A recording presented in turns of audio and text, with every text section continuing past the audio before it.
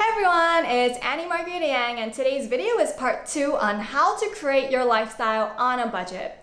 To be honest, today's video has nothing to do with the numbers or an actual budget, but it has everything to do with your life because money is not something that you can compartmentalize into a box and keep separate from your life.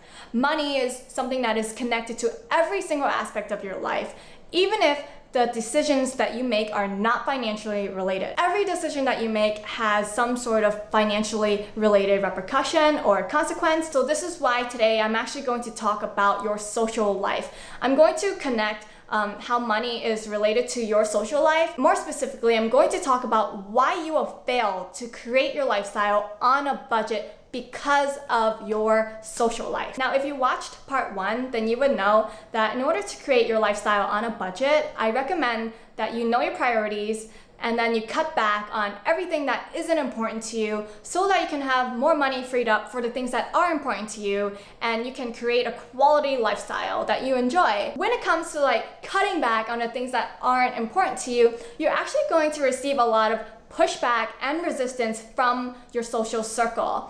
People around you that you thought really cared about you or loved you or supported you, people that you have known probably for even your whole life, could be your family or childhood friends, anybody that you thought was important in your life. They're going to give you insults or offensive comments without subconsciously realizing that they're pulling you down, even though you're trying to make progress toward creating the life that you want. And here are some real life examples of things that people have actually said to me in the past. My coworkers, my bosses, my friends, my family, because they saw that I was really cheap with the things that were not important to me so that I could spend money on things that were important to me. Hey Annie, I don't think I should tell you this, but I'm gonna tell you anyway. The boss made a passing comment to me in the back room and she told me she thinks your homemade lunch looks absolutely disgusting. You live just like an immigrant rat, okay? Why do you Chinese people always have to be so goddamn cheap with everything? Those are just some examples.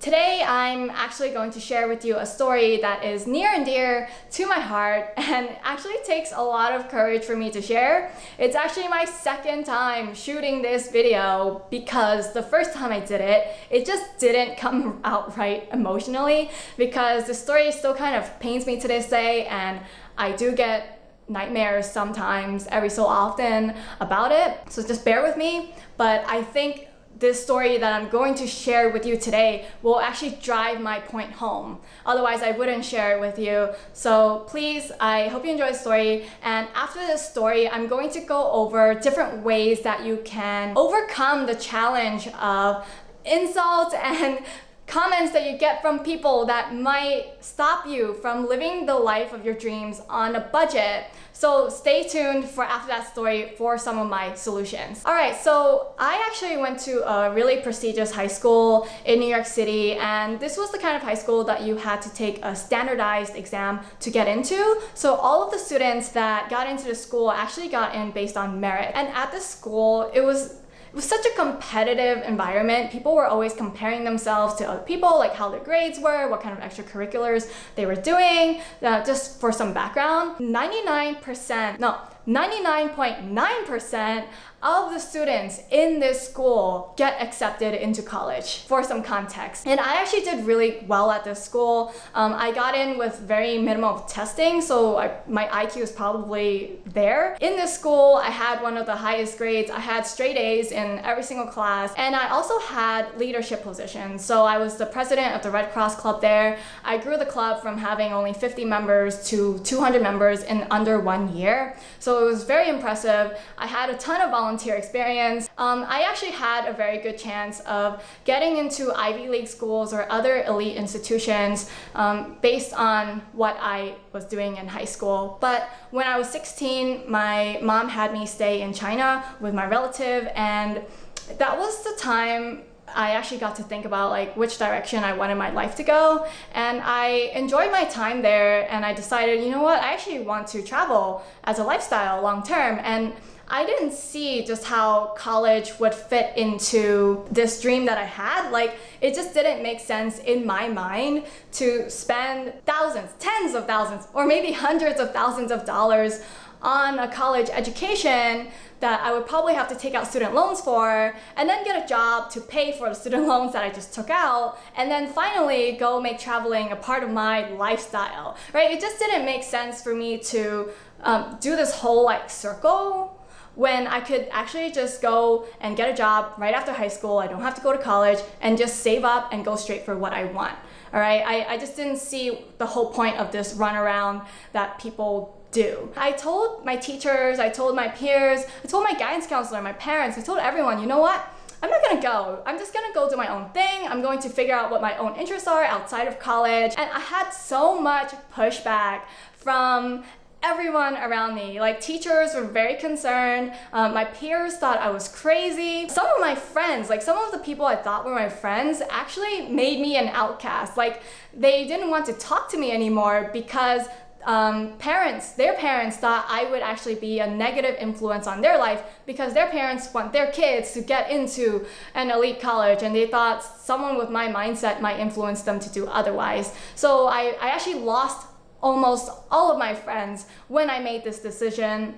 In fact, the only person that actually supported me was my boyfriend at the time, now ex-boyfriend. I had 1 or 2, maybe 3 friends who weren't fully negative about what I was doing, but they weren't fully positively supportive about what I was doing. They were just neutral, and they were just like, yeah, whatever, do what you want. But they weren't like, go for it, girl. They weren't like one of those. The worst one was my guidance counselor. And the conversations between me and her basically went like this every single week. No, I don't think you're listening to me. I really don't want to go to college. No, I hear what you're saying, but if you don't go to college, you're not going to be successful in life. So why don't you tell me what your interests are so I can help you find a good college for you? I don't truly know what my interests are because I'm 18 and I've been going to school practically my whole life, but I do know I want to travel, and I do know that right now I'm really into holistic health, yoga, and meditation. Okay, great. So you want to travel. Well, you don't actually have to save up the money to go travel. You can actually travel while you're in college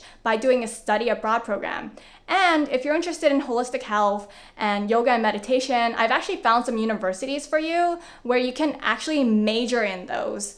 And you can actually explore those areas for 4 entire years. So why wouldn't you go for it? It's only $40,000 per year in tuition and room and board. I really don't know about this. $40,000 a year sounds like a lot of money, and I'm not sure how I'm going to be able to afford something like this. It just sounds really expensive, and I think it's cheaper to just keep taking classes at my local center. $40,000 per year for school isn't that much money.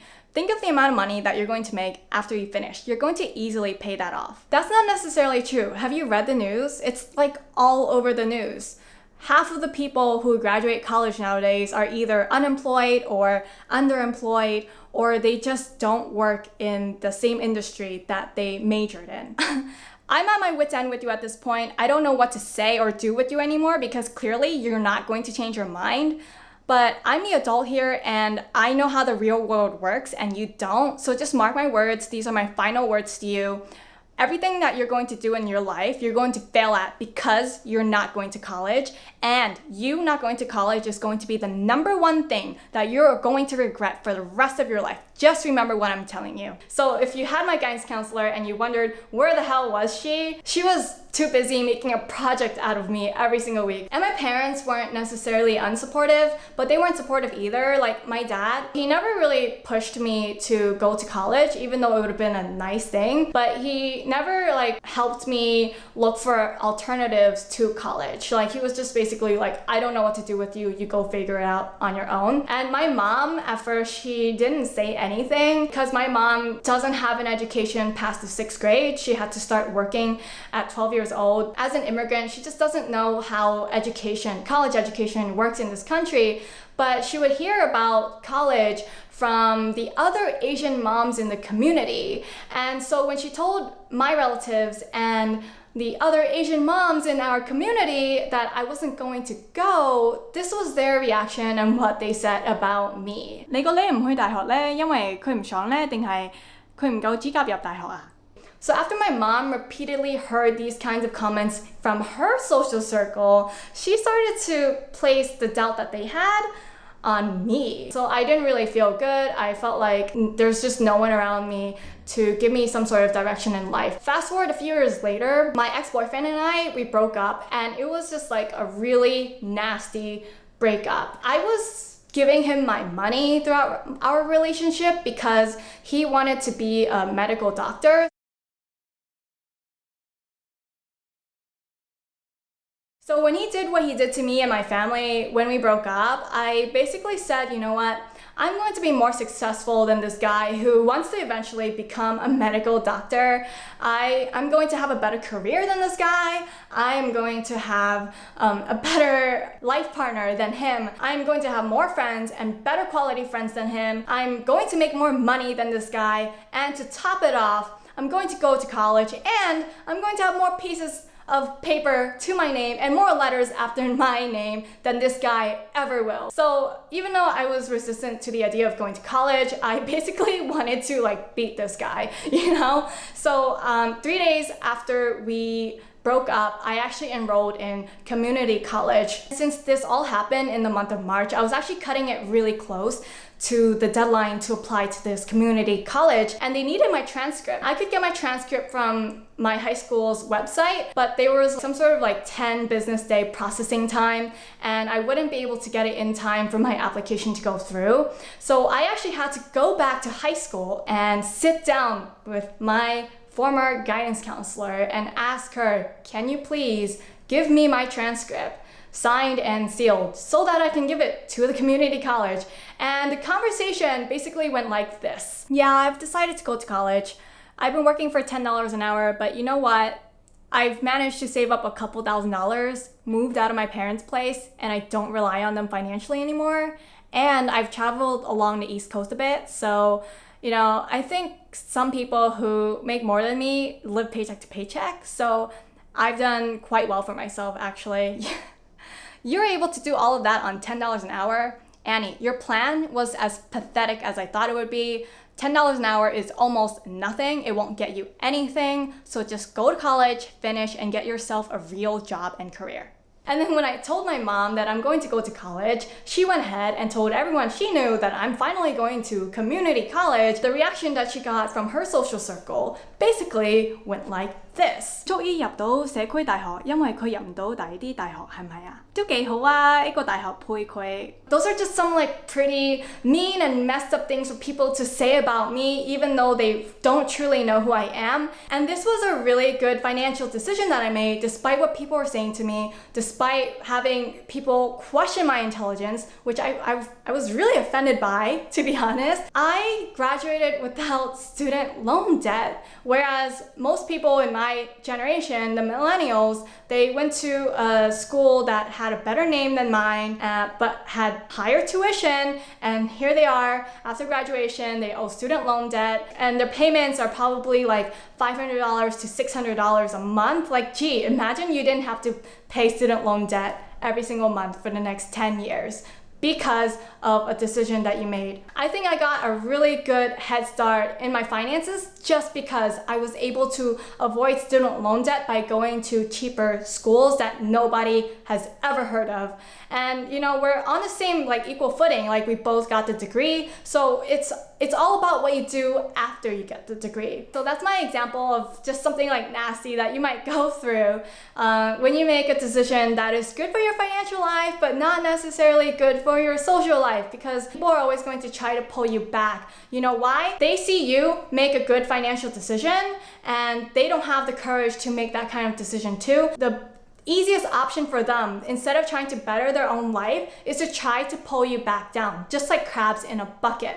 Alright, so how are you going to overcome the social repercussions of making good financial decisions? So here are some of my solutions to be able to overcome the social repercussions of making good financial decisions. And the first thing is to just ignore everyone, but also shut up. Don't tell anybody about you cutting back so that you can create the lifestyle that you want on a budget. People don't need to know like about your life, even the people that you care about, even your best friend, your mom, your dad, your sibling, they don't need to know everything about your life, including what you do with your money or how you manage it. You don't need to tell them, okay? I know you're probably like getting really excited. Wow, but I'm going to do like this really positive thing in my life and I want to be able to tell people about it. Don't tell them.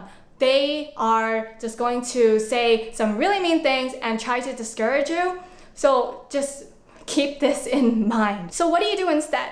Just work on yourself. Just go ahead, follow my advice. And then after some time of cutting back and seeing the results of creating the lifestyle that you want on a budget, and by the way, this might take several years before you're able to see like, wow, I really have created my lifestyle on a budget.